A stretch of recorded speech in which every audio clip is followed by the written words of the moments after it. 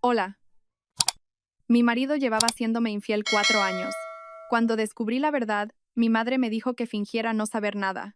Un mes después, comprendería hasta qué punto aquellas palabras de mi madre fueron el comienzo de un plan aterrador. El fin de semana en Madrid era asfixiante por el calor.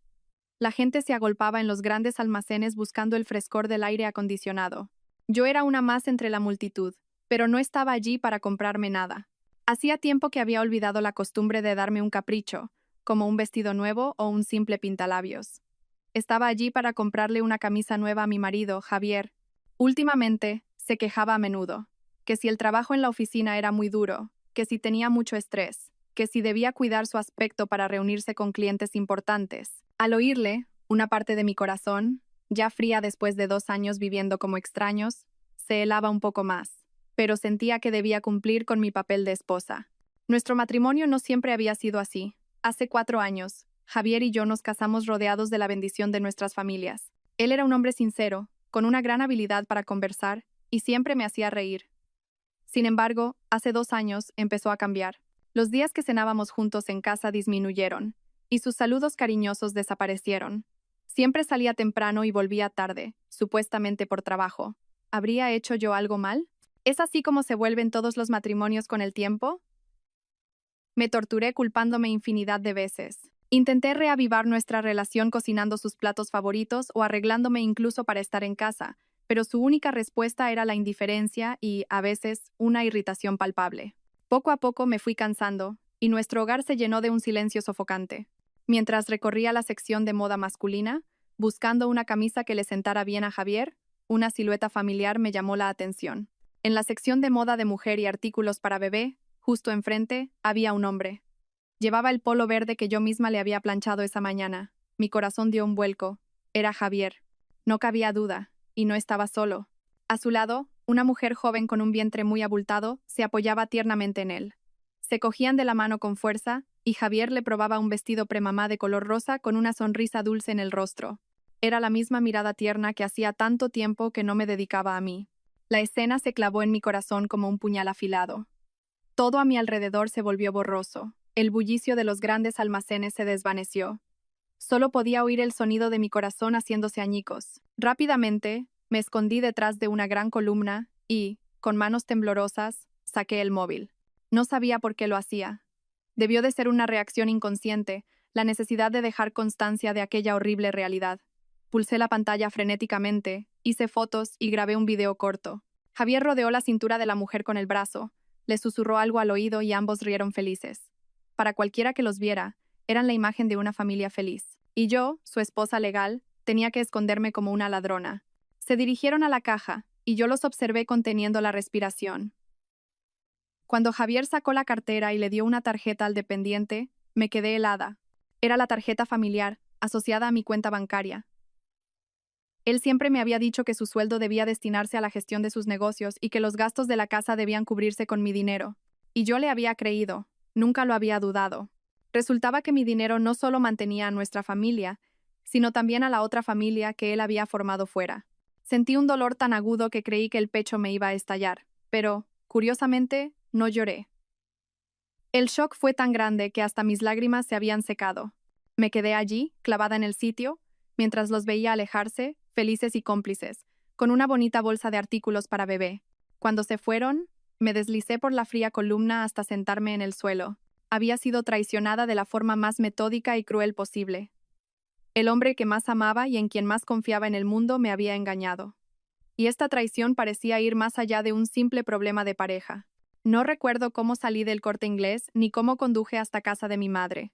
Durante el trayecto, mi mente estaba en blanco. Solo repetía en bucle, como a cámara lenta, la imagen de Javier mirando a esa mujer con devoción. La bolsa con la camisa que iba a comprarle me parecía ahora un objeto patético. Al llegar a casa de mis padres, corrí a mi antigua habitación, cerré la puerta con llave y me derrumbé en la cama a llorar. Fue entonces cuando las lágrimas que había contenido brotaron, calientes y dolorosas. Mi madre, al oír mis sollozos, entró alarmada.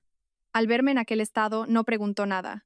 Simplemente se sentó a mi lado y me acarició la espalda. El calor de su mano era, como siempre, reconfortante y fuerte, mi refugio más seguro. Entre sollozos, se lo conté todo. La voz se me quebraba y las palabras se entrecortaban. Le enseñé las fotos y el video que había grabado. Esperaba que mi madre montara en cólera, que quisiera ir a buscar a Javier y armar un escándalo. Sin embargo, aunque su rostro se endureció al ver las pruebas, su voz sonó extrañamente calmada. No parecía en absoluto sorprendida, como si ya hubiera previsto algo así. Me cogió la mano, y mientras me secaba las lágrimas, dijo: «Deja de llorar, hija. Llorar ahora no solucionará nada. ¿Qué piensas hacer? ¿Ir a casa, gritarle a ese hombre, montar una escena y luego qué? ¿Pedirle el divorcio?» Me quedé atónita por un momento. Divorcio. Una palabra que nunca se me había pasado por la cabeza. Aunque nuestra relación se había enfriado, jamás había imaginado separarme de Javier. No lo sé, mamá. Estoy tan confundida. Mi madre suspiró profundamente, un suspiro cargado de la sabiduría y la experiencia de una vida. Me miró fijamente a los ojos y dijo con firmeza: «Lucía, escúchame bien. Que las cosas hayan llegado a este punto no es una simple infidelidad. Usar tu tarjeta para comprarle cosas a su amante, y encima artículos para el bebé que esperan. Eso significa que ya no te respeta como persona, y es la prueba de que lo ha planeado todo desde hace mucho tiempo. Si armas un escándalo ahora, caerás directamente en su trampa. Él lo negará todo y, en el peor de los casos, te arrinconará para que aceptes un divorcio inmediato. ¿Y qué te quedará entonces? ¿Unas cuantas fotos borrosas? Con esto no tienes suficiente». Cada palabra de mi madre era como un jarro de agua fría. Volví en mí, tenía razón. Si lo destapaba todo ahora, solo conseguiría la etiqueta de esposa loca y celosa, y no ganaría nada. Javier lo negaría todo fácilmente, y yo quedaría como la perdedora. Entonces, ¿qué debo hacer, mamá? Mi voz aún temblaba. Mi madre me apretó la mano con más fuerza, infundiéndome un poder invisible. A partir de ahora, vas a actuar como si no supieras nada. Cuando vuelvas a casa, compórtate como la esposa dulce y atenta que siempre has sido. Cuanto más crea que no sospechas nada, más bajará la guardia. Mientras tanto, tú y yo reuniremos pruebas en secreto. Y no solo de la infidelidad, sino también de sus finanzas, de todo. Puede que no esté solo en esto. Es muy probable que su familia lo sepa y lo esté encubriendo. Vamos a averiguar qué ha estado haciendo ese hombre a tus espaldas durante estos 2 años. Y cuando tengamos todas las pruebas, le daremos el golpe de gracia, uno del que no pueda escapar. No permitiré que mi hija sufra una humillación así. El plan de mi madre era aterrador, pero también me dio una esperanza. La idea de tener que verle la cara a mi traidor cada día, fingiendo que no pasaba nada, me parecía una tortura. Pero mi madre tenía razón. No era momento de ser débil. Me habían engañado durante demasiado tiempo. Había llegado la hora de que yo misma reclamara justicia. Era una batalla no solo por mí, sino también por mis padres y por todo lo que nuestra familia había invertido en este matrimonio. Me sequé las lágrimas y tomé una decisión. Miré a mi madre con una determinación renovada y le dije: «Sí, mamá, haré lo que dices, puedo hacerlo». Mi madre asintió con una mezcla de satisfacción y compasión. Me abrazó con fuerza y susurró: «Así se habla, tienes que ser fuerte, hija mía. Me tienes a tu lado. A partir de ahora, esta es una lucha de las dos». Esa noche, volví a la casa que una vez llamé mi hogar. Javier había llegado antes que yo y estaba viendo la televisión en el salón. Al verme, me dedicó una mirada fugaz y preguntó con indiferencia: «¿Dónde estabas?» «He pasado un rato por casa de mis padres, y te he comprado una camisa nueva». Esbocé la sonrisa más forzada que pude, y le entregué la bolsa. Javier la cogió sin siquiera mirar dentro. «Ah, vale», dijo, y volvió a clavar la vista en la pantalla. En ese momento, su indiferencia fue una bendición. No se percató del sutil cambio en mi mirada, ni de lo antinatural que era mi sonrisa. Esa noche, me acosté dándole la espalda y fingí estar profundamente dormida. Pero en la oscuridad mis ojos ardían. Mi verdadera guerra acababa de empezar. Los días que siguieron fueron los más largos y agónicos de mi vida. Vivir bajo el mismo techo, compartir la misma mesa y la misma cama con un traidor era un auténtico infierno. Cada mañana, me levantaba temprano, le preparaba el desayuno y le planchaba la ropa para ir a trabajar. Por las noches, le abría la puerta y le servía la cena. Cumplía mi papel de esposa a la perfección, sin una sola queja. Sonreía, pero mi corazón ya era una piedra. Javier no parecía notar mi cambio. O quizás estaba demasiado ocupado con su nueva felicidad como para prestarle atención a su insignificante esposa. Cuanto mejor actuaba yo, más descuidado se volvía él. Salía de casa cada vez más temprano y volvía más tarde, se escondía en el baño para hablar por teléfono y borraba mensajes a toda prisa. Pero ahora, ninguna de sus acciones escapaba a mi vigilancia. Siguiendo el consejo de mi madre, comencé mi propia investigación. Empecé por el dinero. Antes confiaba ciegamente en Javier. Él me daba una cantidad mensual para los gastos de la casa y decía que el resto lo destinaba a ahorros e inversiones. Jamás le pregunté por su sueldo o sus primas. Ese fue mi mayor error. Comencé a revisar todos los extractos bancarios de los últimos 2 años, tanto de nuestra cuenta conjunta como de la mía personal. Me senté en el despacho durante horas, comparando cifras, hasta que descubrí algo extraño. Hacía aproximadamente un año, Javier había sido ascendido y su sueldo casi se había duplicado. Lo sabía porque una vez le oí presumir de ello por teléfono con un amigo. Sin embargo, el dinero que me daba cada mes no solo no había aumentado, sino que incluso había disminuido en varias ocasiones con excusas como la empresa va mal o han recortado las primas. ¿A dónde había ido a parar toda esa diferencia? Anoté cada cifra y fecha sospechosa en una libreta. Cuanto más calculaba, más se me helaba la sangre. El dinero desaparecido en esos 2 años no era una cantidad pequeña. Daba de sobra para comprar un apartamento pequeño. A continuación busqué la manera de revisar su teléfono móvil, lo cual era mucho más difícil, ya que Javier era muy precavido y casi nunca se separaba de él. Pero la oportunidad llegó. Una noche, lo dejó sobre el escritorio para ir a ducharse. El corazón me latía a 1000 por hora. Rápidamente, cerré la puerta de la habitación con pestillo y cogí el teléfono. Por suerte, no había cambiado la contraseña. No tenía mucho tiempo. Salté los mensajes y las aplicaciones de chat, que seguramente estarían vacías, y fui directa a los contactos. Eché un vistazo rápido, pero no había ningún nombre de mujer sospechoso. Entonces, un contacto con un nombre peculiar me llamó la atención. Señor García, Res, El Encinar. Pulsé para ver los detalles. Era un número que no estaba guardado en WhatsApp. Mi intuición me dijo que algo no cuadraba. ¿Por qué registrar el nombre de un cliente junto con el de una urbanización? El Encinar era el nombre de una de las urbanizaciones más lujosas y de nueva construcción en el barrio de Salamanca. Rápidamente, hice una foto al número con mi propio móvil. También revisé el historial de llamadas a toda prisa. El nombre Señor García, Res. El Encinar aparecía con una frecuencia increíble. Había días con más de 10 llamadas, algunas de más de 1 hora de duración. Las llamadas se concentraban sobre todo a la hora de comer y a altas horas de la noche. En ese momento, el sonido del agua de la ducha cesó. Sobresaltada, cerré la aplicación de contactos, borré el rastro de las aplicaciones recientes y dejé el teléfono exactamente donde estaba. Segundos después, Javier salió del baño. Aunque mi corazón seguía desbocado, fingí leer un libro como si nada. Esa noche, llamé a mi madre para contarle mi nuevo descubrimiento. No se te ocurra llamar a ese número, me dijo tras un breve silencio. Por ahora, déjalo estar. Y sobre esa urbanización, mañana acércate a verla. Pero ten mucho cuidado, que no te descubran bajo ningún concepto. De acuerdo. Y sigue reuniendo pruebas del dinero. Imprime todos los extractos y marca las partes sospechosas. Todo tiene que quedar documentado, o no tendrá validez en un juicio. Colgué el teléfono sintiéndome con nuevas fuerzas. El camino por delante era largo y oscuro, pero ya no estaba sola. A mi lado tenía a mi madre, guiándome paso a paso. Había encontrado el primer hilo del que tirar y sentía que iba por el buen camino. El velo de secretos que envolvía la traición de Javier empezaba, poco a poco, a descorrerse. A la mañana siguiente, le dije a Javier que iba a pasar el día en casa de mis padres y que volvería por la tarde. A él no le importó lo más mínimo, se limitó a asentir. Su indiferencia facilitaba mis planes. En cuanto Javier se fue a trabajar, no conduje hacia la casa de mis padres, sino hacia el barrio de Salamanca, a la urbanización El Encinar. Era un complejo residencial lujoso, nuevo y cerrado. La seguridad era muy estricta. Nadie sin tarjeta de residente podía entrar. Me senté en una cafetería enfrente, desde donde se veía perfectamente la entrada principal. Pedí un café y me acomodé en un rincón a esperar.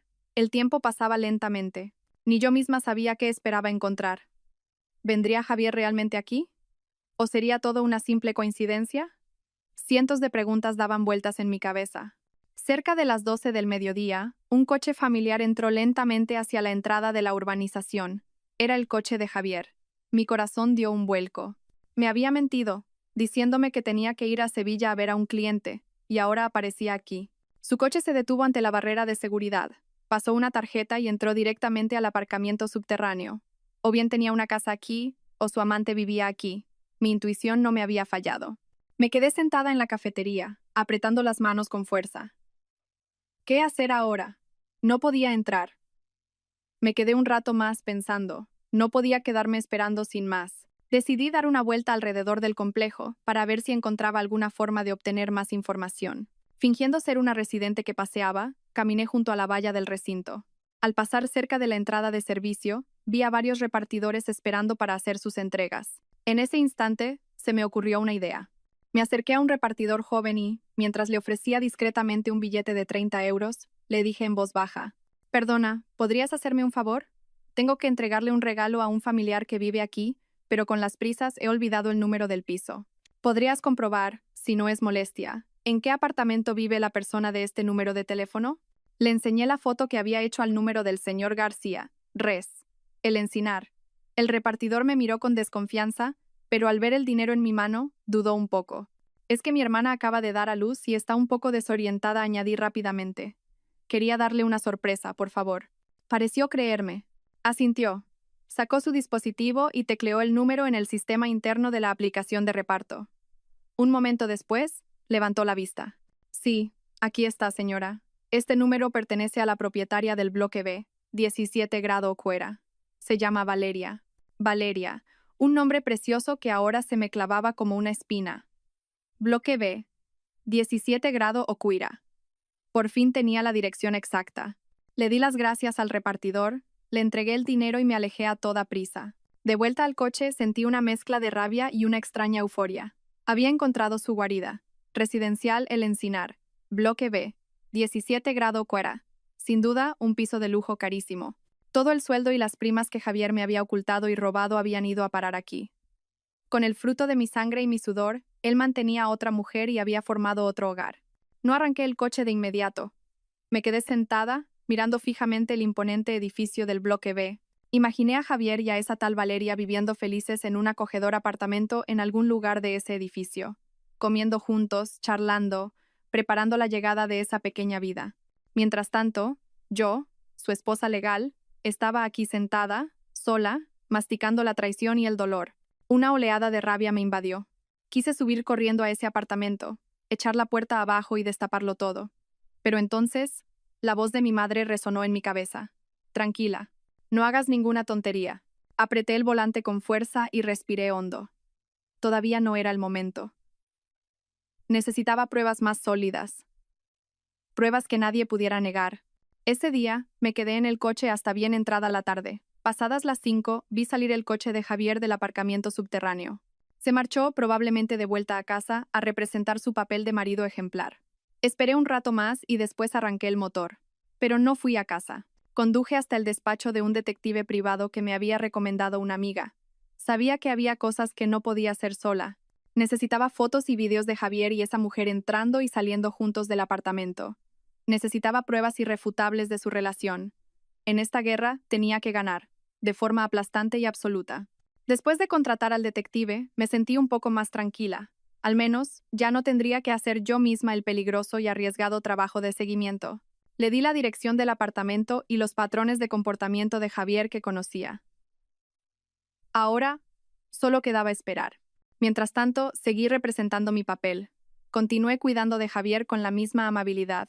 Un fin de semana, incluso le propuse ir al cine para intentar reconectar. Por supuesto, se negó. Dijo que tenía que ir a ver a un cliente importante fuera de la ciudad. Yo solo sonreí y le dije: «Bueno, pues ten cuidado en el viaje. Y cuídate mucho». Pero por dentro, sabía perfectamente quién era su cliente importante y dónde estaba. Unos días después, recibí una llamada de Isabel, la mujer de Marcos, un compañero y superior directo de Javier en la oficina. Nos llevábamos bastante bien y a veces quedábamos para tomar un café o ir de compras. «Lucía, ¿tienes tiempo este fin de semana? ¿Por qué no vamos a un balneario urbano? Últimamente te veo con mala cara». Acepté encantada. Necesitaba hablar con alguien y desahogarme un poco. Quedamos el sábado por la tarde en nuestro balneario de siempre. Mientras disfrutábamos de un relajante masaje, Isabel me preguntó de repente: «Oye, Lucía, te lo voy a preguntar directamente, pero no te enfades. ¿Pasa algo entre Javier y tú?». Me sorprendió, pero intenté mantener la compostura. «¿Por qué lo dices, Isabel? No, no nos pasa nada». Isabel me miró con compasión y bajó la voz. «Es que le he visto un par de veces en comidas de empresa, y su actitud es un poco rara. Actúa como si fuera soltero. Las empleadas nuevas y jóvenes le tiran los tejos, y él no solo no las rechaza, sino que parece disfrutarlo. El corazón me dio un vuelco, pero forcé una sonrisa. Ah, seguro que estaba bromeando. Ya sabes cómo es Javier, siempre le ha gustado hacer el payaso. Isabel suspiró, como si no se creyera mis palabras. Dudó un momento y luego me soltó una noticia verdaderamente impactante. Esto me lo contó alguien de su departamento. Al parecer, Javier va diciendo a todo el mundo que os divorciasteis hace 2 años. Dicen que ahora mismo es el soltero de oro de la oficina, y todo el mundo se lo cree. Claro, como en estos 2 años no has aparecido por la empresa, y él siempre va solo a las cenas y viajes de trabajo. Cada palabra de Isabel fue como un martillazo en mi cabeza. Divorciado desde hace 2 años. Soltero de oro. A los ojos de sus compañeros, yo ya no era su mujer desde hacía mucho tiempo. Había tejido una red de mentiras, una obra de teatro perfecta para ocultar su doble vida. No solo me estaba engañando a mí, sino a todo el mundo a su alrededor. El dolor que sentía se transformó en una rabia incontenible. Había pisoteado mi honor, negado mi existencia y convertido nuestro matrimonio en una farsa. Durante esos 2 años, mientras yo me desvivía por nuestro hogar y me preocupaba por él, Javier estaba representando una obra completamente diferente. Y en esa obra, él era un hombre de éxito, libre y sin ataduras. Al ver que me había puesto pálida, Isabel me cogió la mano preocupada. «Lucía, ¿estás bien? A lo mejor es un malentendido». Negué con la cabeza y forcé una sonrisa. «Estoy bien, Isabel. Seguro que es un error. Se lo preguntaré a Javier cuando llegue a casa». Pero yo sabía que no era un malentendido. Era la verdad. La cruda y cruel verdad. Su frialdad, sus repentinos viajes de negocios, su indiferencia hacia la familia, todo encajaba. En su mente, este hogar ya no existía. Después de salir del balneario, no volví a casa directamente. Deambulé sin rumbo por las concurridas calles de la ciudad. Creía que estaba preparada para lo peor, pero esta verdad me había destrozado. No se trataba solo de una infidelidad. Él quería borrar por completo mi existencia de su vida. Esa noche, cuando Javier llegó a casa, lo miré con otros ojos. El hombre sentado frente a mí, a quien una vez amé, mi marido, me parecía un completo desconocido. ¿Quién era él? ¿Cuántas otras vidas había vivido que yo desconocía? No le pregunté por lo que me había contado Isabel. Sabía que sería inútil. Lo negaría y buscaría otra excusa. Simplemente observé en silencio cada uno de sus gestos, cada una de sus palabras, y me di cuenta de que todo era mentira. Su sonrisa, su fingido interés, todo formaba parte de la obra que había creado.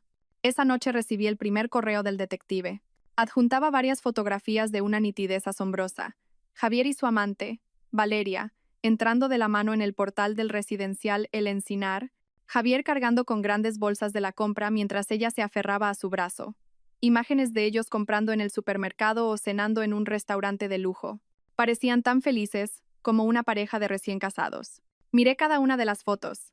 Ya no sentía dolor, solo un vacío inmenso y un odio profundo. Su red de mentiras. La iba a desgarrar con mis propias manos. A medida que profundizaba en mi investigación, me daba cuenta de que la traición de Javier iba mucho más allá de un simple problema sentimental.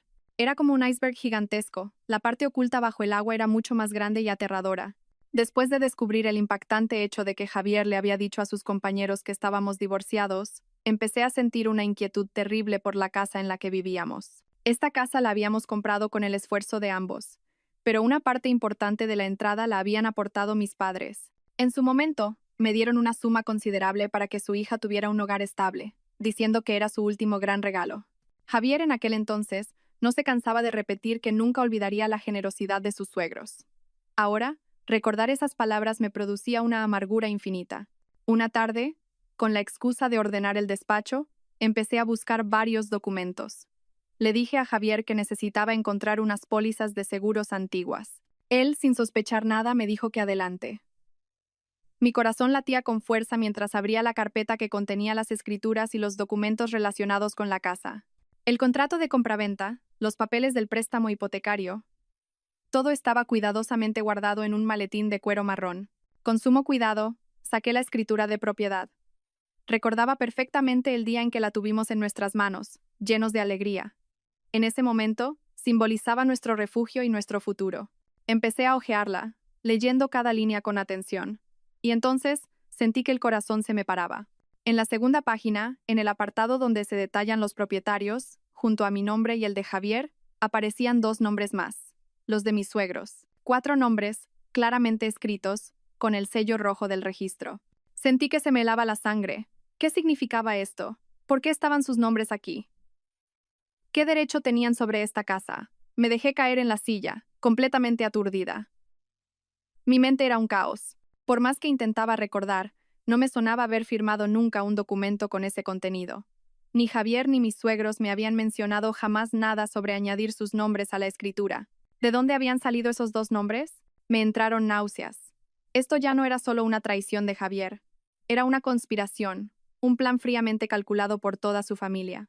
Me habían tomado por tonta, convirtiéndome en una extraña en mi propia casa. Habían transformado silenciosamente nuestro bien común, manchado con la sangre y el sudor de mis padres, en una propiedad familiar suya. Con manos temblorosas, hice una foto a la página de la escritura con los 4 nombres y se la envié inmediatamente a mi madre. A los pocos minutos, me llamó. Su voz denotaba la misma sorpresa e indignación que sentía yo. Pero bueno, ¿qué es esto? ¿Cuándo han hecho algo así? ¿Tú no sabías nada?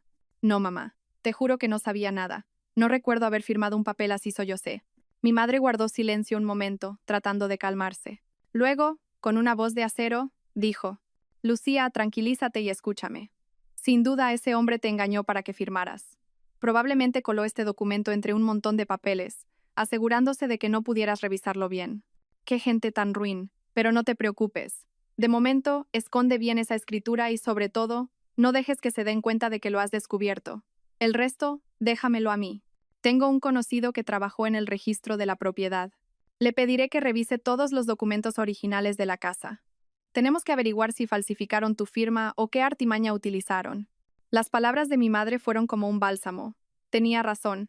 No podía derrumbarme ahora. Tenía que descubrir la verdad. Esta traición había ido demasiado lejos. Ahora habían pisoteado no solo mis sentimientos, sino también el amor y el esfuerzo que mis padres habían depositado en mí. No solo querían robarme a mi marido, sino también mi casa. No iba a permitir que se salieran con la suya. Esa noche, Javier volvió a casa tan tranquilo, como si nada. Me preguntó si había encontrado las pólizas de seguro. Con una sonrisa gélida, le respondí: sí, las encontré. Estaban muy bien guardadas. Le miré fijamente a los ojos, intentando encontrar algún rastro del hombre al que había amado. Pero no quedaba nada, solo mentiras y cálculos. Él y su familia, juntos, habían tejido una red gigantesca para atraparme y arrebatármelo todo. Pero se equivocaban. La presa que creían tan fácil de cazar no iba a rendirse sin luchar. El shock del descubrimiento de la escritura aún no se había disipado cuando recibí un nuevo ataque, esta vez frontal. Una tarde, mientras revisaba las pruebas que había reunido, recibí una solicitud de amistad en una aplicación de mensajería de una cuenta desconocida. El nombre de usuario era Sole y la foto de perfil, un girasol. Normalmente no acepto a desconocidos, pero algo me impulsó a abrir su perfil. Mi corazón volvió a detenerse. El perfil de Sole estaba lleno de fotos de una mujer embarazada y feliz. Y esa mujer no era otra que Valeria, la amante de mi marido. Una foto en el balcón del apartamento del residencial El Encinar, con las luces de la ciudad de fondo. Otra en el coche de Javier, acariciándose el vientre con una sonrisa de satisfacción. Y la más dolorosa de todas, una foto con Javier. Ella apoyaba la cabeza en su hombro y ambos sonreían radiantes a la cámara. El pie de foto decía: nuestro bebé. Espero que nazcas sano y te parezcas mucho a papá. Mamá te va a querer un montón. La sangre me hirvió. Era una provocación descarada y directa. Quería que yo viera todo esto. Antes de que pudiera decidir si aceptar la solicitud, recibí un mensaje. Hola, Lucía. Soy Valeria. Miré las letras en la pantalla, atónita. ¿Cómo se atrevía a contactarme directamente? Recordando el consejo de mi madre, respiré hondo e intenté mantener la calma. No respondí, solo dejé el mensaje en visto. A los pocos segundos, llegó otro. Sé que ya sabes lo nuestro. No quiero ocultártelo. Javier y yo nos queremos de verdad. Él me dijo que lo vuestro se había acabado hace mucho tiempo, solo que no encontraba el momento adecuado para decírtelo. Apreté el teléfono con tanta fuerza que se me marcaron las venas en la mano. Su tono, falsamente inocente pero descarado, me hizo querer estampar el móvil contra la pared, pero no lo hice. Sabía que esto también era una prueba. Hice captura de pantalla de todos los mensajes. Como no respondí, Valeria continuó su ataque. Esta vez, me envió una ecografía. Es nuestro hijo. Ya estoy de 5 meses y está muy sano. El médico dice que se parece a su papá. La rabia me subía por la garganta. Estaba usando a su hijo para atacarme. A mí, la esposa legal que no había podido tener hijos. Durante nuestros 4 años de matrimonio, habíamos deseado mucho tener un bebé. Pero Javier siempre lo posponía, diciendo que quería centrarse más en su trabajo. Ahora entendía que no era que no quisiera hijos, sino que no los quería conmigo. Durante los días siguientes, Valeria continuó atormentándome con mensajes y fotos. Fotos de Javier cocinando para ella. Videos de él acariciándole la barriga y hablándole al bebé. Presumía de los regalos caros que Javier le compraba, del futuro feliz que le había prometido. Su objetivo era evidente. Quería provocarme, hacerme perder los estribos para que fuera yo quien pidiera el divorcio. Así, ella se convertiría en la flamante vencedora. Le conté todo a mi madre. Cuando terminó de escuchar, soltó una risita sarcástica. Esa cría es joven e ingenua. ¿De verdad cree que vas a derrumbarte con una treta tan infantil? Deja que te envíe todo lo que quiera. Cuanto más silencio guardes, más nerviosa se pondrá ella. Haz captura de todo y guárdalo como prueba. En un juicio, esos mensajes demostrarán su carácter descarado y cruel. Pero es muy duro, mamá. Cada vez que veo sus mensajes, me cuesta contenerme. Piénsalo como si estuvieras viendo una obra de teatro cuyo final ya conoces. Observa con frialdad qué nueva escena representa. Cuanto más calmada estés, más control tendrás tú. ¿Entendido? Escuchando a mi madre intenté recomponerme.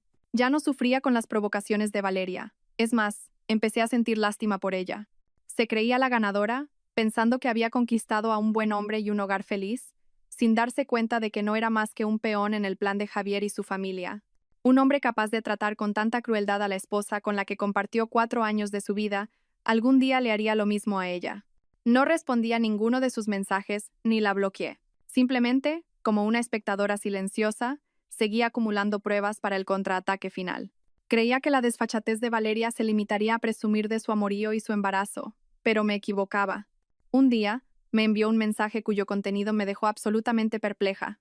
Javier me contó que cuando os casasteis, tu familia te regaló un broche de esmeraldas de tu abuela. Dijo que era precioso. A mí me encantan esas cosas, así que le voy a decir que me compre uno igual cuando nos casemos nosotros. Releí el mensaje varias veces.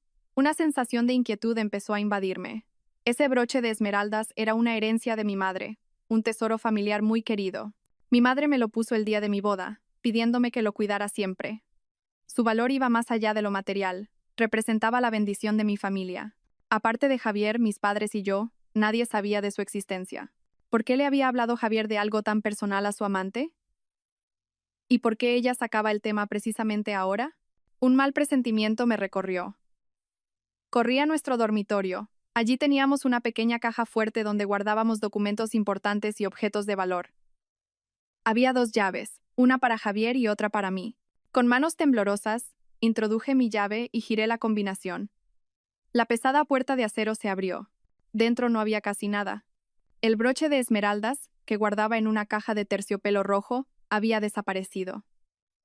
La carpeta con la escritura original de la casa tampoco estaba. Solo quedaban mi cartilla del banco y unos pocos billetes. Sentí que las fuerzas me abandonaban. Me desplomé en el suelo. Se lo habían llevado.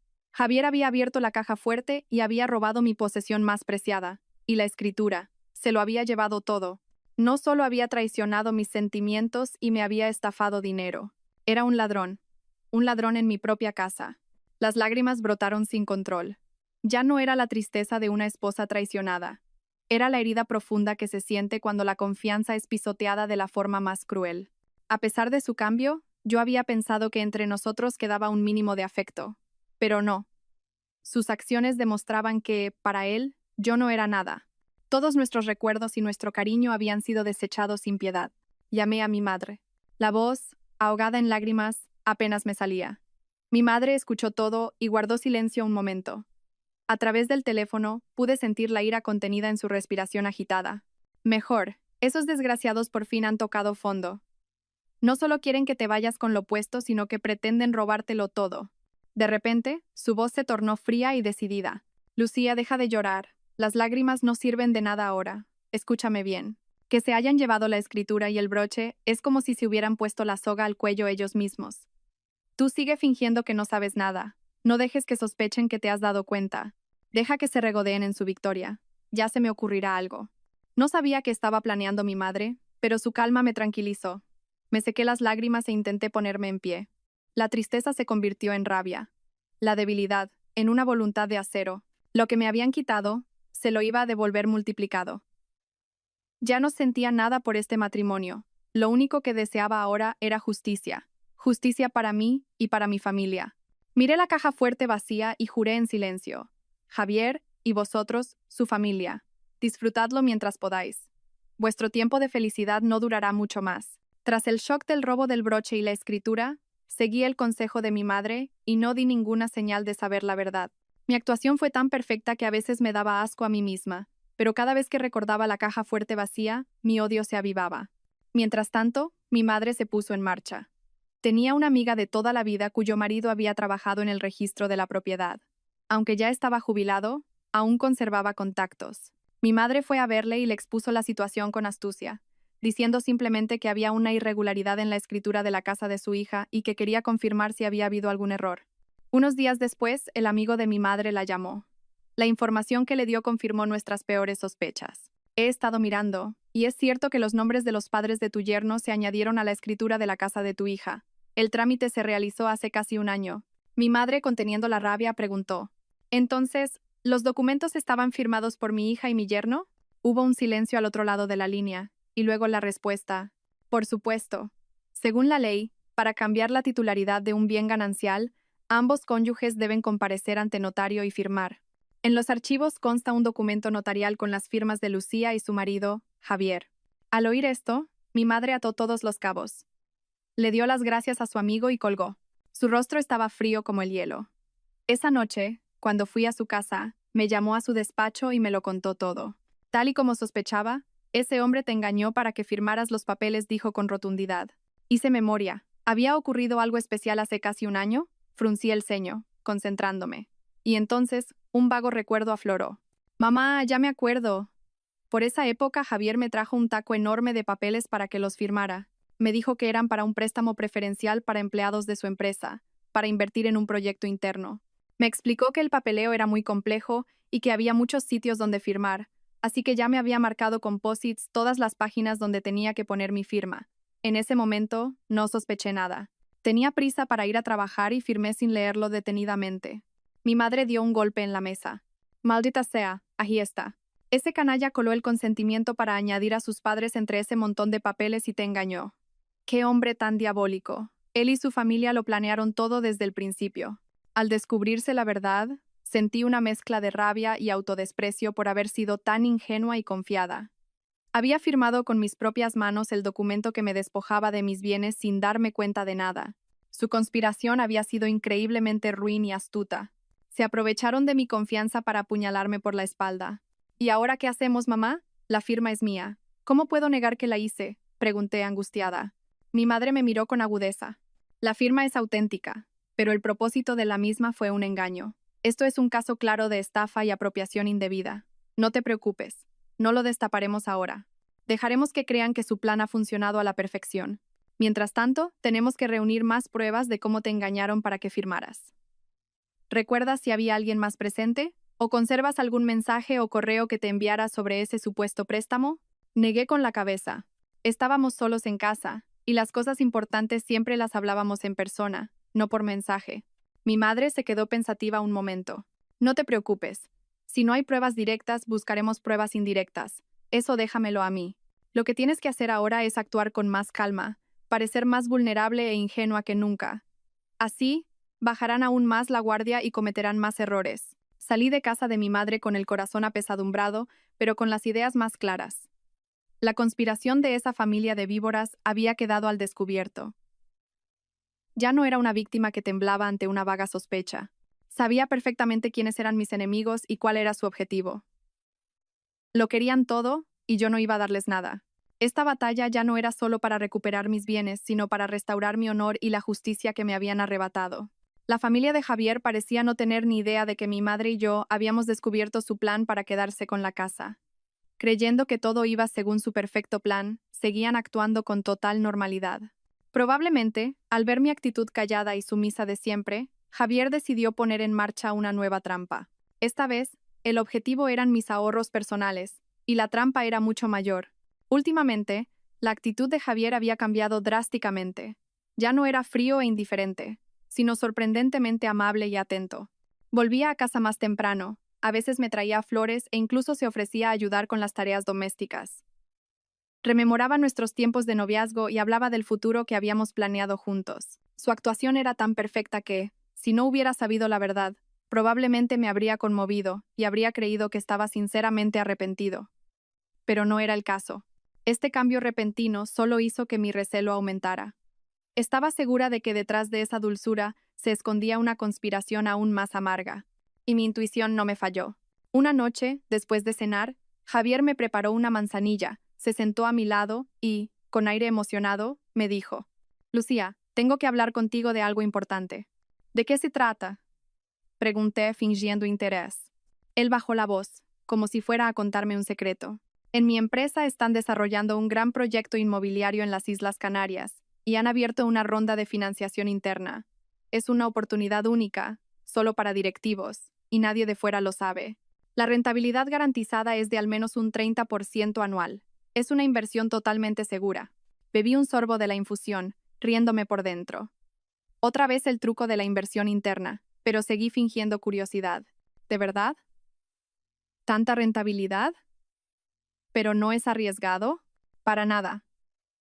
El proyecto ya está aprobado por la cúpula directiva y todos los papeles legales están en orden. Lo he revisado todo personalmente. Es un éxito seguro. Voy a meter todos mis ahorros, pero me falta un poco para alcanzar el tramo de inversión óptimo.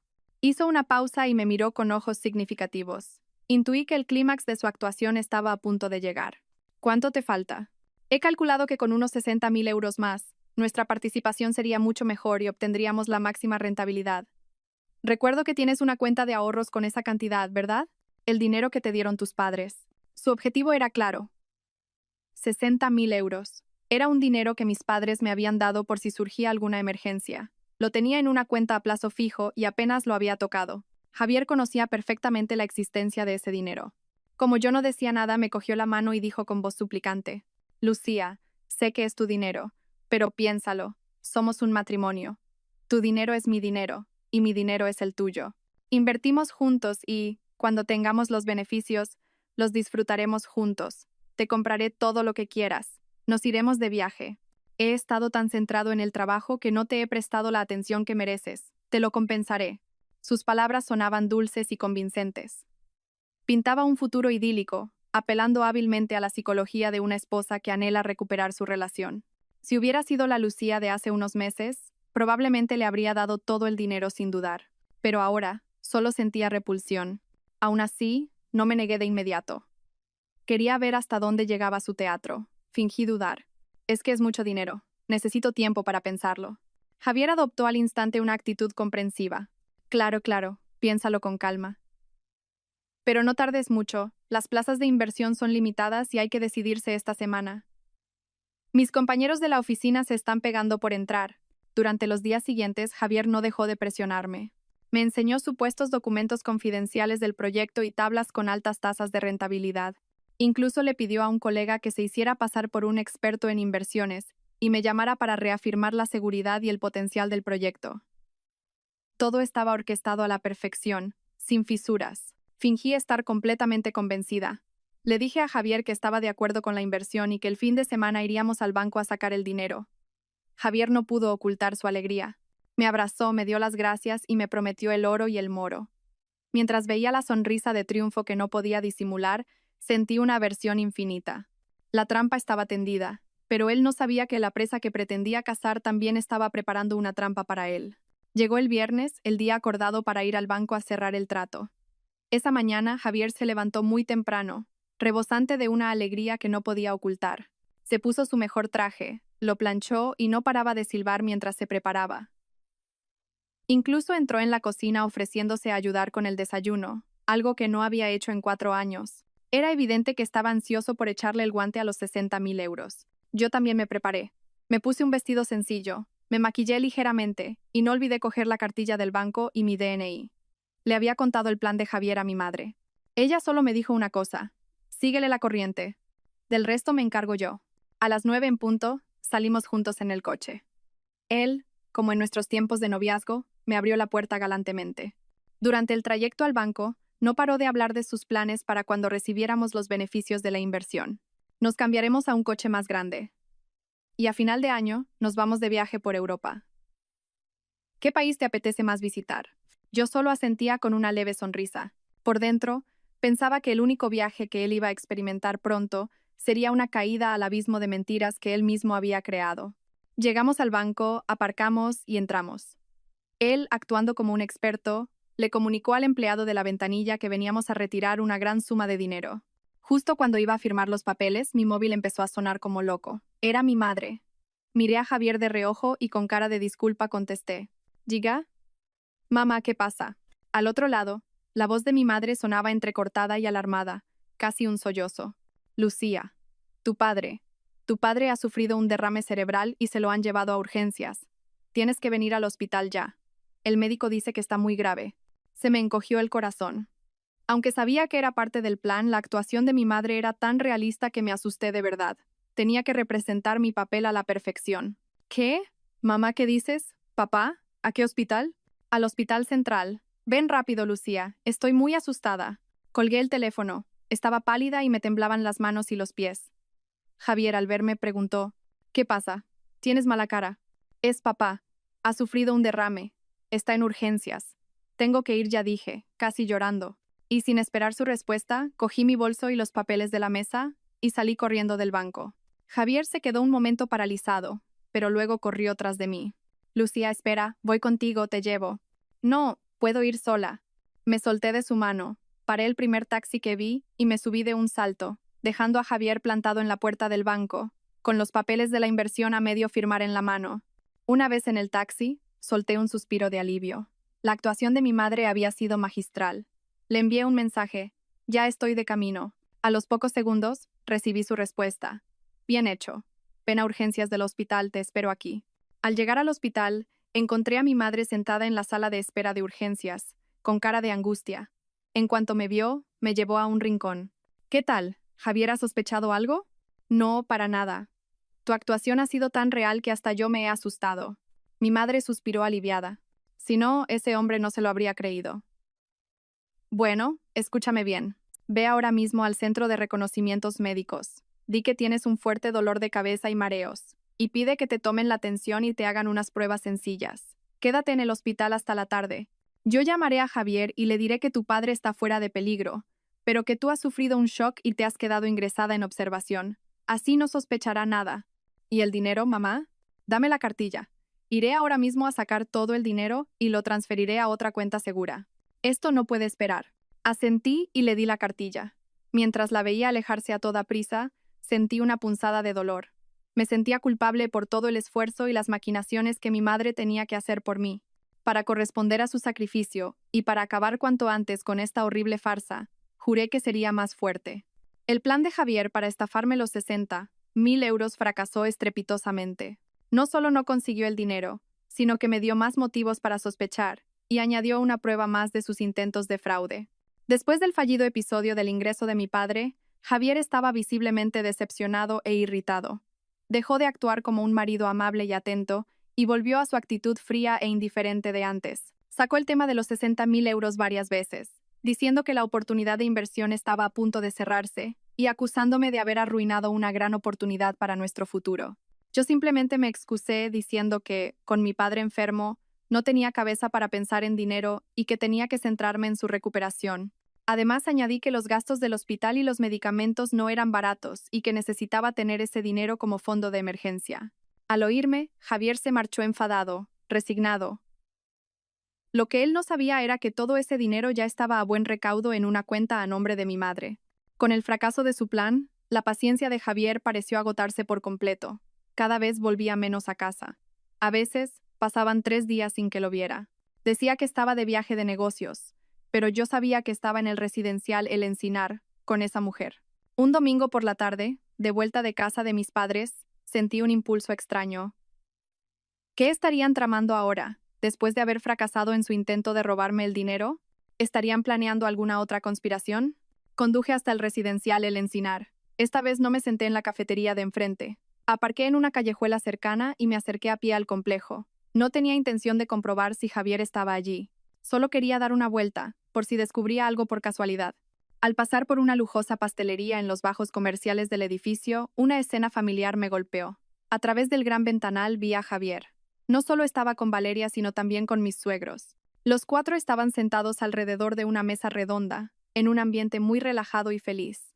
Mi suegra le pelaba una manzana y se la daba en la boca a Valeria, mientras mi suegro reía y charlaba con Javier. Y Javier, sentado al lado de Valeria, tenía una mano posada sobre el abultado vientre de ella, mientras que con la otra le apartaba con ternura un mechón de pelo de la frente. Parecían una familia perfecta. Una familia feliz y completa, esperando juntos el nacimiento de un nuevo miembro.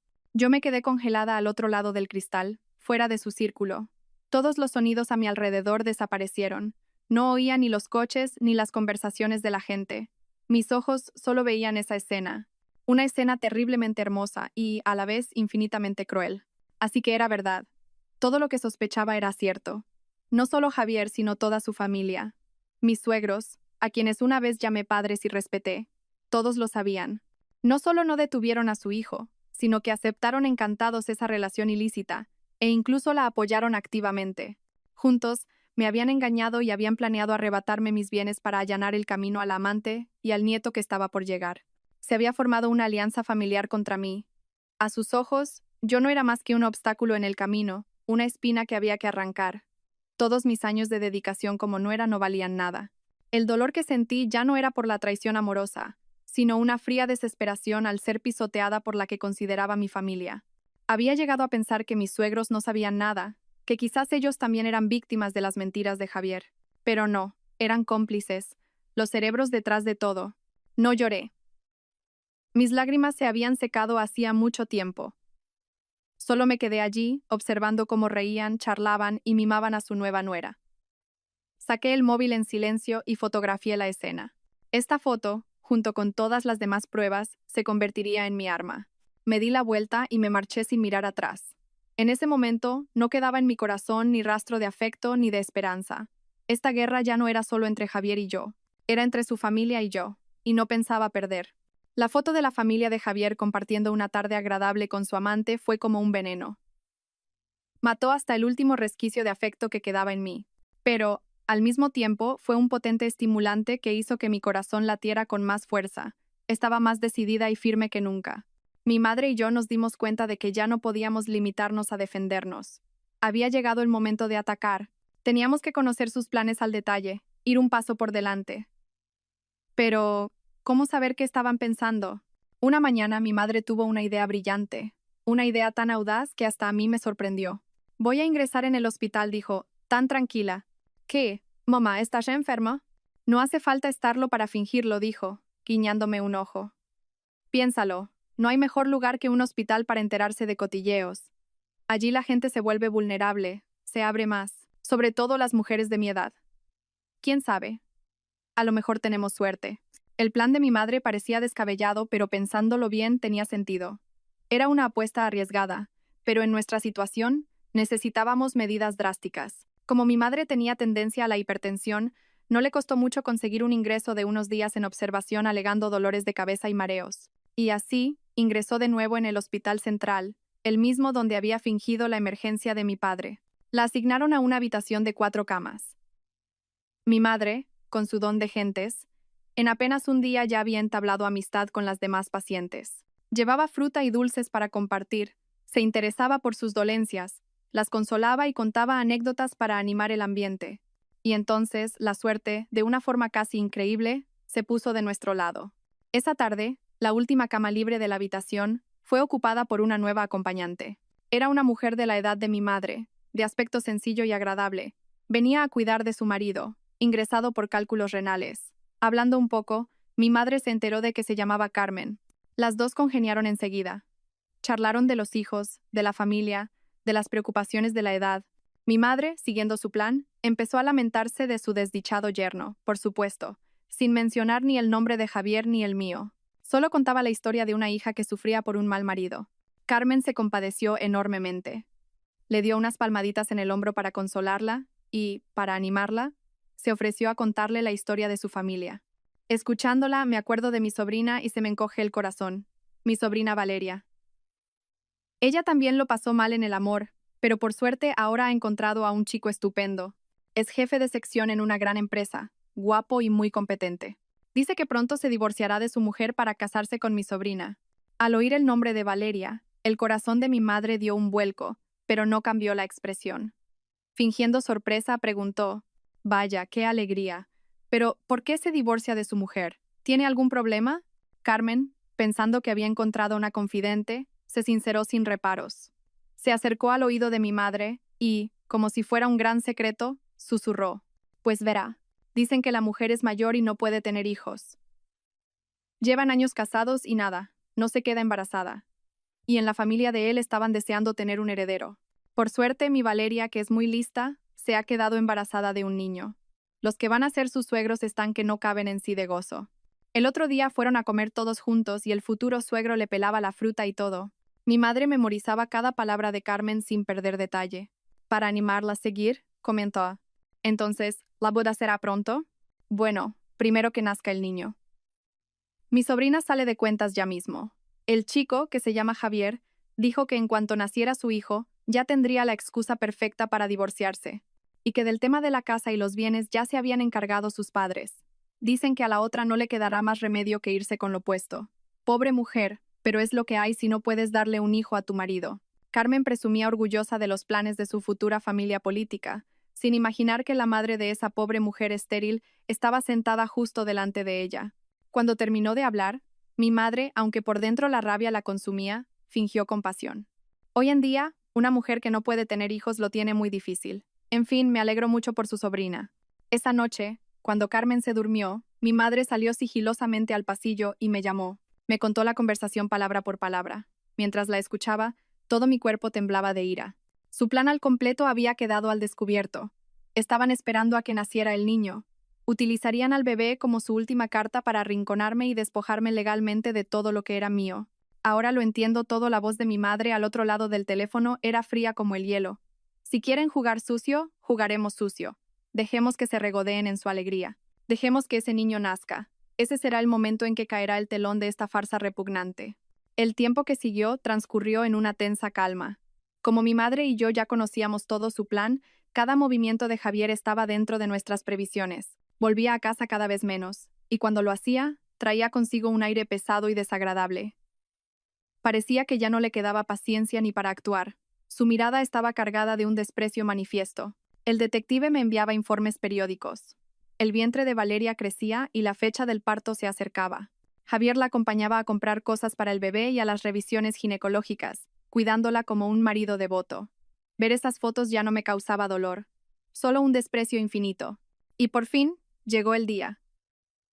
Un lunes por la mañana, Javier preparó una maleta a toda prisa. Con una voz inusualmente alegre me dijo: «Lucía, me ha surgido un viaje de trabajo a Sevilla de varios días. Es un contrato muy importante. Cuida de la casa y cuídate tú también». «Claro, ten buen viaje». Sonriendo, le ayudé a preparar la maleta, le planché un par de camisas y representé mi papel de esposa perfecta hasta el final. Él me dio un abrazo distraído y salió de casa a toda prisa. Mientras veía su coche desaparecer por la puerta, mi sonrisa se desvaneció. Sabía perfectamente cuál era su contrato importante.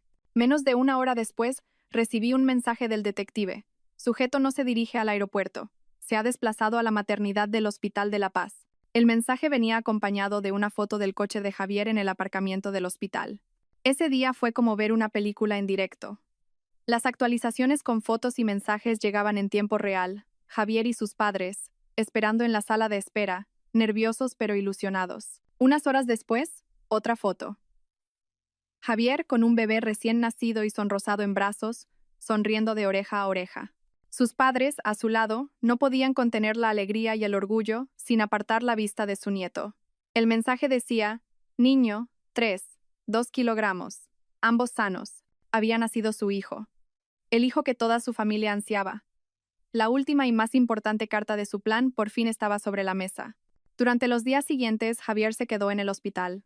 Me llamó para decirme que el trabajo en Sevilla se había complicado y que tendría que quedarse unos días más. Cada noche me llamaba y con voz cansada se quejaba del trabajo agotador y las reuniones interminables. «Estoy agotado, Lucía. Qué ganas de terminar esto y volver contigo». Mientras escuchaba sus mentiras, con la otra mano pasaba las fotos que acababa de enviarme el detective. Javier dándole el biberón al bebé, cambiándole torpemente el pañal, pelándole una manzana a Valeria. Toda la familia reunida en la habitación del hospital, riendo felices. Ese cruel contraste ya no me hería. Al contrario, reafirmaba mi determinación. Como siempre, le respondí con dulzura. Pobrecito, qué duro. Cuídate mucho. Aquí te espero. Cada una de mis palabras era como un alfiler clavándose en sus mentiras. Por supuesto, él no se daba cuenta de nada. Estaba disfrutando de la alegría de ser padre, inmerso en la felicidad de su nueva familia.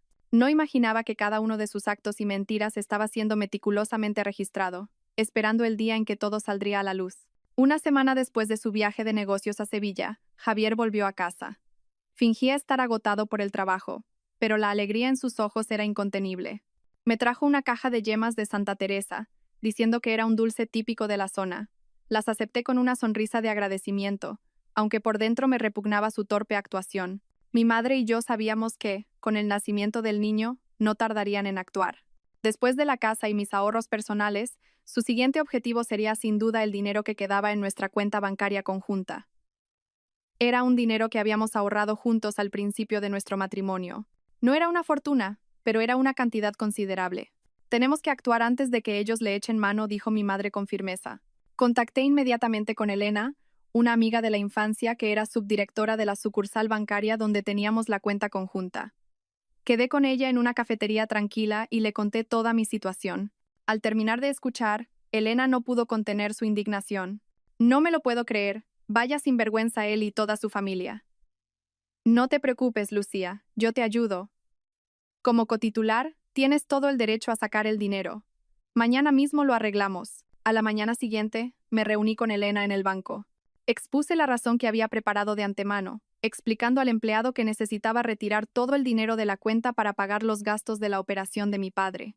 Era una razón perfectamente lógica y nadie podía dudar de ella. Con la ayuda de Elena, todos los trámites fueron rápidos y sencillos. Todo el dinero de la cuenta conjunta fue retirado. Inmediatamente, llevé el dinero a otro banco y lo ingresé íntegramente en la cuenta de mi madre. Cuando tuve el justificante de la transferencia en mi mano, por fin pude respirar tranquila. El último cortafuegos financiero estaba levantado. Ya no había forma de que Javier y su familia tocaran un solo céntimo de mi dinero. Como era de esperar, no pasaron ni unos días cuando Javier sacó el tema del dinero. Dijo que Valeria no se encontraba bien después del parto, y que necesitaba una suma importante para la recuperación y los cuidados del bebé. Propuso sacar dinero de nuestra cuenta conjunta para cubrir esos gastos. Con total naturalidad le respondí: «Ah, el dinero de la cuenta conjunta lo gastamos todo en el hospital de papá, ¿no te acuerdas? La operación era urgente y costó mucho dinero». La cara de Javier se descompuso. Sacó el móvil a toda prisa y comprobó la cuenta. Al ver que el saldo era de apenas unos euros, su rostro se ensombreció. Me preguntó, casi gruñendo: «¿Por qué has sacado el dinero sin mi consentimiento?». Le miré fijamente a los ojos y con frialdad le respondí: «¿Y por qué tú usaste mi tarjeta sin mi consentimiento para comprarle cosas a tu amante?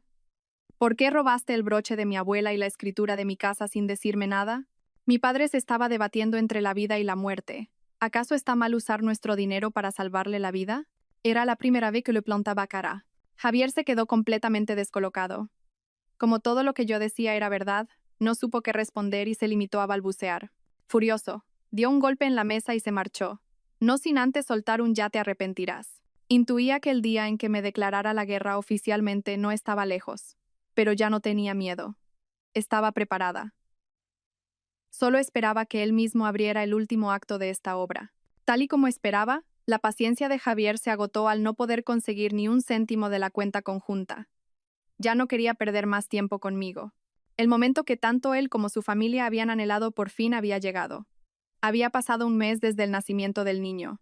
Probablemente, con un heredero legítimo en sus manos, estaban convencidos de que la victoria era suya. Esa tarde, Javier volvió a casa más temprano de lo habitual. No cenó, se sentó en el salón y se fumó un cigarrillo tras otro. El aire en la casa era denso, como la calma que precede a la tormenta. Terminé de fregar los platos, me senté en el sofá de enfrente y esperé en silencio. Después de apagar el último cigarrillo en el cenicero, Javier levantó la cabeza y me miró. Su mirada era fría como el hielo. «Quiero el divorcio». La frase salió de su boca con total indiferencia, como si estuviera hablando del tiempo. No me sorprendió. Llevaba mucho tiempo esperando esas palabras. ¿Qué has dicho? No te he oído bien, pregunté con calma, aunque el corazón me latía con fuerza. Él, perdiendo la paciencia, gritó: «¿Que quiero el divorcio? ¿No me oyes? Lo nuestro se acabó hace mucho tiempo. Tengo otra mujer y un hijo con ella. Dejémonos en paz de una vez». Sacó de su maletín un fajo de papeles que ya traía preparados y me los lanzó. La demanda de divorcio y el convenio regulador. Yo ya he firmado. Léelo y firma. Sin temblar cogí los papeles. Les eché un vistazo. Era mucho peor de lo que había imaginado. Me ofrecía una pensión compensatoria de 18.000 euros. A cambio, yo debía abandonar la casa inmediatamente y renunciar a cualquier derecho sobre el resto de nuestros bienes. En cuanto a la casa, especificaba claramente que, al ser una propiedad conjunta con sus padres, yo no tenía derecho a reclamar ninguna parte. Cuando terminé de leer, levanté la vista y solté una risita. ¿Todavía me tomaba por la tonta de antes? 18.000 euros. ¿Crees que mis 4 años como tu esposa, todo mi esfuerzo en esta casa, el dinero de mis padres, todo eso vale solo 18.000 euros? Javier sonrió con desprecio. No seas avariciosa. Te doy 18.000 euros por compasión. ¿No sabes que en la escritura de esta casa están los nombres de mis padres? No tienes ningún derecho. Y aunque no firmes, da igual. Si vamos a juicio, no conseguirás más. Solo harás el ridículo. Estaba lleno de confianza, creyendo que todas las pruebas jugaban a su favor. Pensaba que yo no sabía nada de la sucia conspiración de su familia. Esperaba que yo llorara, le suplicara o montara una escena. Pero no hice nada de eso. Dejé los papeles sobre la mesa con calma. Y, mirándole fijamente a los ojos, con una serenidad sorprendente, le dije: «De acuerdo, firmaré». Javier se quedó atónito. Mi reacción había desbaratado por completo sus expectativas. No esperaba que yo aceptara tan fácilmente. ¿De verdad? Sí, asentí, pero antes de firmar tengo una pequeña petición. ¿Qué petición?, preguntó, receloso. Sonreí. Una sonrisa que probablemente no olvidaría en su vida. ¿Dónde vais a celebrar la fiesta de presentación de vuestro hijo? Me gustaría asistir. Al fin y al cabo, todavía soy tu esposa legal. Quiero conocer al bebé y despedirme de vuestra familia y amigos antes de que acabemos oficialmente. Mi petición dejó a Javier completamente desconcertado. No podía imaginar mis intenciones, pero como yo había aceptado el divorcio tan dócilmente, debió de pensar que era un último y patético capricho de una mujer despechada. Tras dudar un momento, asintió. De acuerdo. Es este domingo a las 7 de la tarde, en un salón privado del Hotel Palace. Puedes venir, pero no montes ningún número. No te preocupes, respondí manteniendo la sonrisa. Solo voy a felicitaros. Javier no sabía que acababa de ponerme en la mano una invitación. La invitación al preestreno de la película que narraba su vida de mentiras, y que yo era, precisamente, la directora de esa película. La última semana bajo el mismo techo transcurrió en un silencio asfixiante. Javier apenas apareció por casa. Estaba ocupado preparando la gran fiesta de presentación de su hijo, que sin duda sería también la celebración de la victoria de toda su familia. Mi madre y yo, por nuestra parte, nos dedicamos en cuerpo y alma a preparar nuestro regalo. Cada noche, nos sentábamos juntas a revisar y organizar todas las pruebas que habíamos acumulado durante meses. Cada foto, cada archivo de audio, desde la primera foto en los grandes almacenes hasta los informes del detective, los mensajes provocadores de Valeria, la copia de la escritura falsificada y la foto de su familia reunida en la pastelería. Con todo ello, montamos un video corto de unos 10 minutos. Le añadimos una música de fondo, a veces tranquila, a veces tensa, editándolo como si fuera un documental de investigación. Mi madre incluso añadió unos subtítulos breves y contundentes para que nadie pudiera malinterpretar la situación. Titulamos nuestra obra Una familia feliz. El domingo por la noche, me planté frente al espejo. La mujer que me devolvía la mirada ya no era la Lucía cansada y abatida. Elegí un vestido de seda rojo vino, elegante e impactante. Me maquillé con esmero, marcando la mirada con un delineado afilado y los labios con un rojo intenso. No iba a ir allí como una esposa abandonada, sino como una justiciera. Mi madre también se vistió para la ocasión, con un elegante vestido de terciopelo negro. Me cogió la mano y, con una mirada que mezclaba compasión y determinación, dijo: «Vamos, hija, es hora de bajar el telón». El Hotel Palace brillaba con una iluminación espectacular. El salón privado estaba lujosamente decorado con globos y flores frescas. Javier, impecablemente vestido con un traje, recibía a los invitados en la entrada junto a sus padres. Sus rostros resplandecían de satisfacción. Valeria, con un vestido blanco inmaculado, estaba sentada en la mesa principal con el bebé en brazos. A su alrededor, familiares y amigos se deshacían en elogios hacia el niño. Nuestra aparición congeló el ambiente de la entrada por un instante. Javier y sus padres nos miraron con una mezcla de desagrado y recelo. Pero delante de los invitados, no tuvieron más remedio que forzar una sonrisa. «Has venido», dijo Javier, acercándose para advertirme. «Te lo prometí», respondí con una sonrisa. Y entré con mi madre, con la cabeza bien alta, ignorando las miradas curiosas y los susurros a nuestras espaldas. La fiesta transcurría en un ambiente animado. Después del brindis del abuelo, el presentador invitó a todos a mirar la pantalla para ver un video con los momentos más tiernos del bebé. En ese momento, me levanté.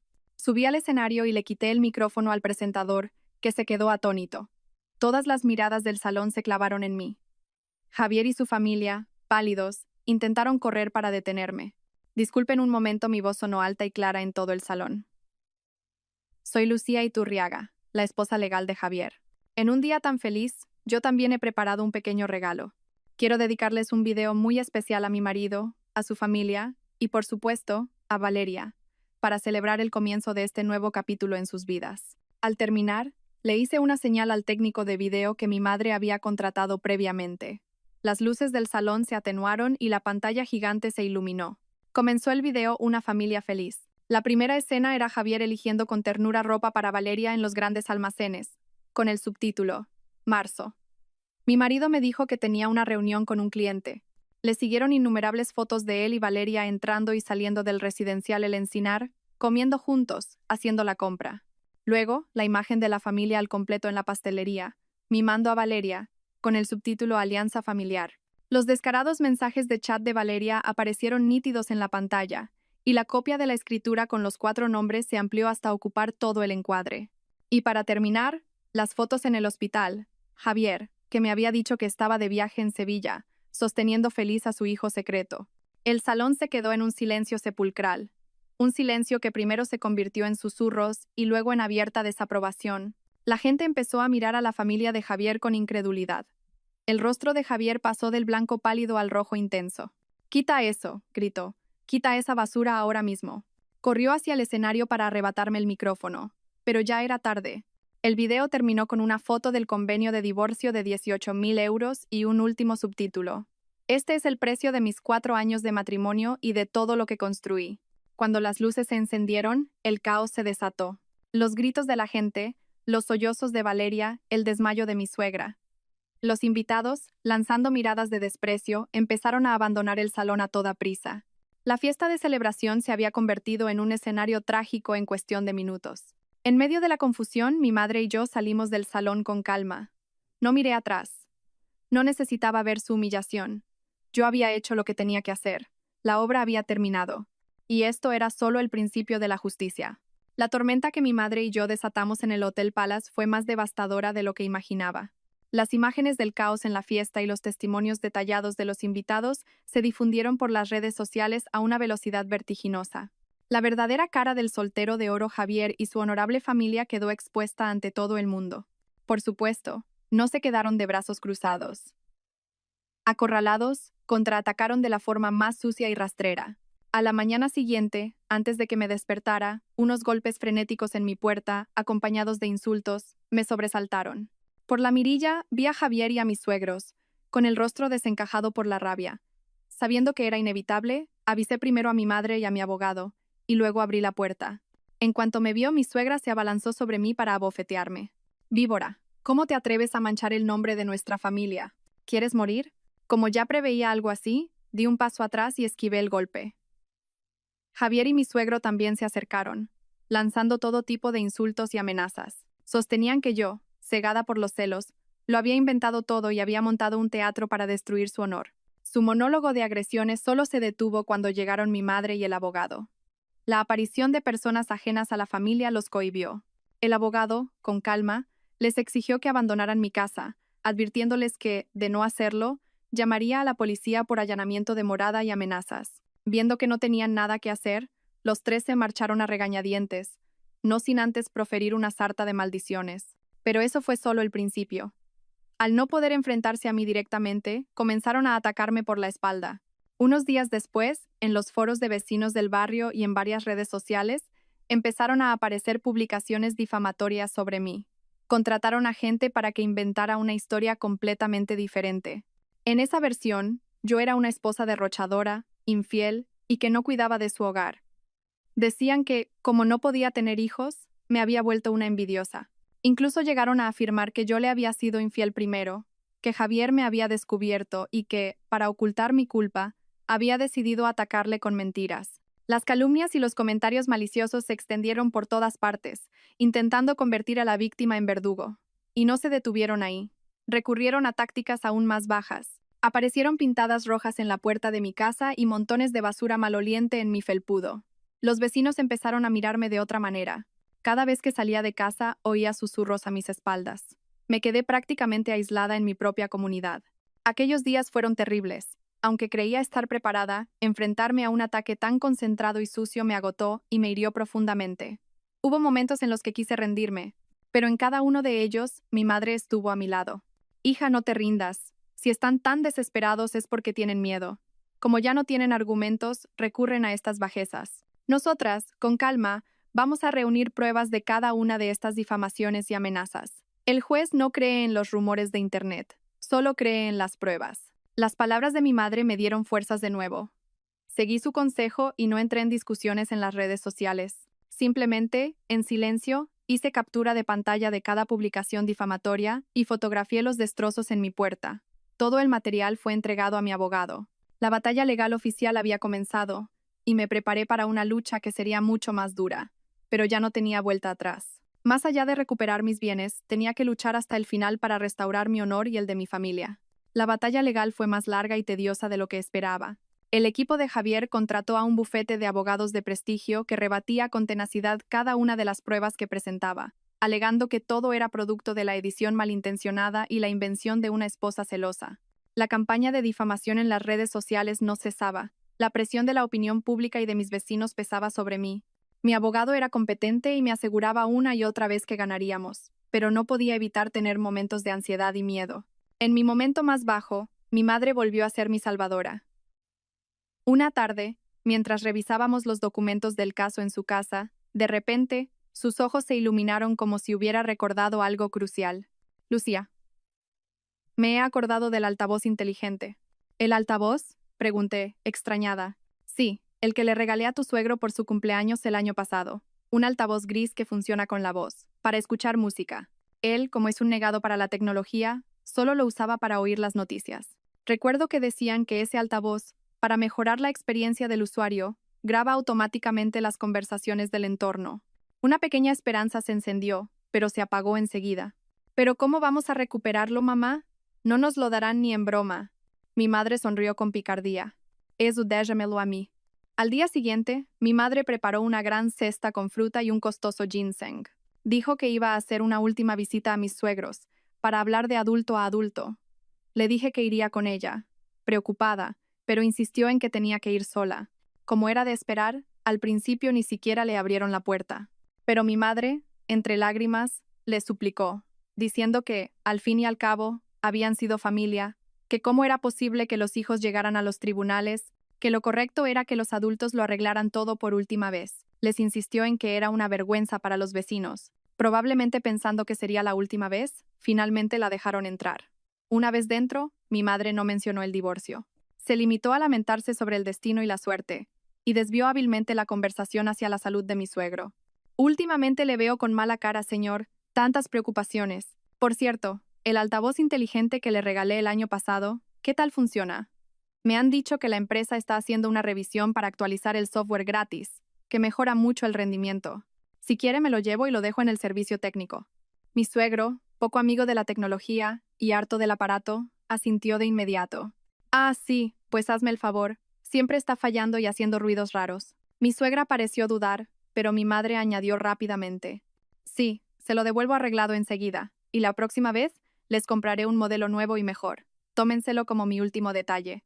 Al oír la palabra nuevo y mejor, mi suegra ya no dijo nada. Y así, mi madre consiguió llevarse el dichoso altavoz. En cuanto llegó a casa, llamamos a un sobrino mío que es un experto en informática. Tras unos minutos de manipulación, conectó el altavoz al ordenador. Cientos de archivos de audio aparecieron en la pantalla. Conteniendo la respiración, empezamos a escucharlos uno por uno. La mayoría eran noticias, coplas y conversaciones triviales. Cuando estábamos a punto de rendirnos, apareció un archivo que nos dejó a todos paralizados. La grabación era de hacía un mes, una noche poco después de que Javier me pidiera el divorcio. Las voces de Javier y su padre se oían con una claridad pasmosa. Suegro. Javier, no me fío de que esa haya aceptado el divorcio tan fácilmente. ¿No estará tramando algo? Javier. ¿Qué va a tramar, papá? En la escritura de la casa ya estamos nosotros, sus ahorros los vamos a pillar ahora y el broche lo tengo bien escondido. No tiene ni una sola prueba. No puede hacer nada. En cuanto pase la fiesta de presentación del niño, la echamos a la calle. Una mujer que no puede tener hijos no tiene más remedio que irse con lo puesto. Suegro, tienes razón. Fue una buena idea lo que hiciste de colar el papel del cambio de nombre entre los documentos del préstamo.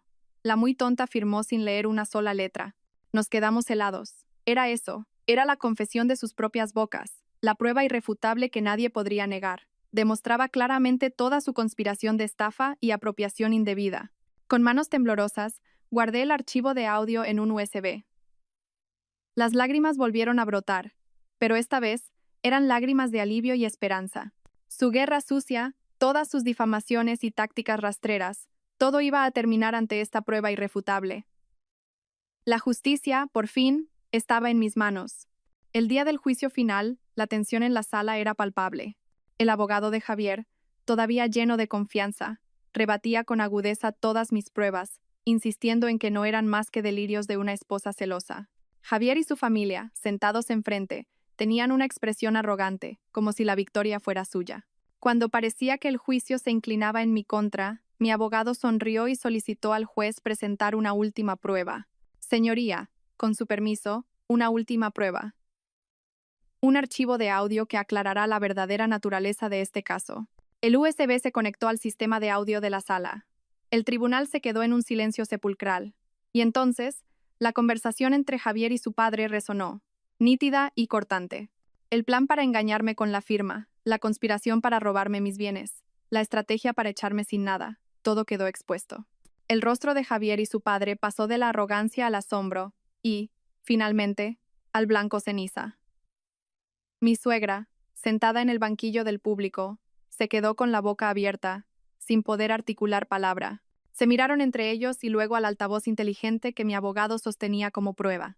No podían creer que su propia arrogancia y maldad hubieran cavado su propia tumba. Cuando la grabación terminó, el silencio en la sala se prolongó unos segundos. El juez miró a Javier con severidad. Ya no había excusas que valieran. La evidencia era abrumadora. Se dictó la sentencia final. El contrato que añadía los nombres de mis suegros a la escritura fue declarado nulo por estafa. La casa fue reconocida como bien ganancial y teniendo en cuenta que la mayor parte de la compra fue financiada por mis padres y los daños morales y materiales que había sufrido, se me concedió la plena propiedad. Javier no solo no recibió ninguna parte de los bienes, sino que fue condenado a pagarme una cuantiosa indemnización por daños morales, difamación y el valor del broche robado. La justicia, por fin, se había hecho. Ese día, salí del juzgado sintiendo una inmensa paz. La batalla había terminado y yo había ganado. Después de aquello, la familia de Javier se hundió. El escándalo se hizo público, le despidieron de la empresa y con su reputación por los suelos, no pudo encontrar otro buen trabajo. Valeria, al ver que su soltero de oro se había convertido en un parado de la noche a la mañana, cogió al niño y desapareció, cortando todo contacto. Javier lo perdió todo. El trabajo, el dinero, la familia e incluso a la persona por la que lo había arriesgado todo. Sentí una calma que no había experimentado en años. Vendí la casa, cargada de demasiados malos recuerdos. Con ese dinero y la indemnización, me compré un apartamento para mí, pequeño, acogedor y lleno de sol. El matrimonio fallido me había quitado muchas cosas, pero también me había enseñado una lección muy valiosa. Me enseñó a ser fuerte, a protegerme y, lo más importante, a quererme a mí misma. Ya no era la mujer ingenua y débil del pasado. Con una parte del dinero que me quedaba, decidí hacer algo con sentido. Fundé una pequeña organización sin ánimo de lucro llamada Nuevos Comienzos, dedicada a ofrecer asistencia legal gratuita y apoyo psicológico a mujeres en situaciones similares a la mía. Quería ayudar a otras personas con mi historia y mi experiencia, para que nadie tuviera que volver a pasar por el dolor y la impotencia que yo sentí. Una tarde, de pie en el balcón de mi nuevo apartamento, contemplando el ajetreo de la gente, sentí una libertad y una paz totales. El pasado había quedado atrás. Había renacido de las cenizas de mi matrimonio. Una nueva vida, con un nuevo propósito, se abría de par en par ante mí. Gracias a todos por seguir. Espero que esta historia despierte su interés por los temas sociales. Si te conmueve, dale like, comenta, comparte y suscríbete a mi canal. Juntos difundamos energía positiva y protejamos la luz. Gracias.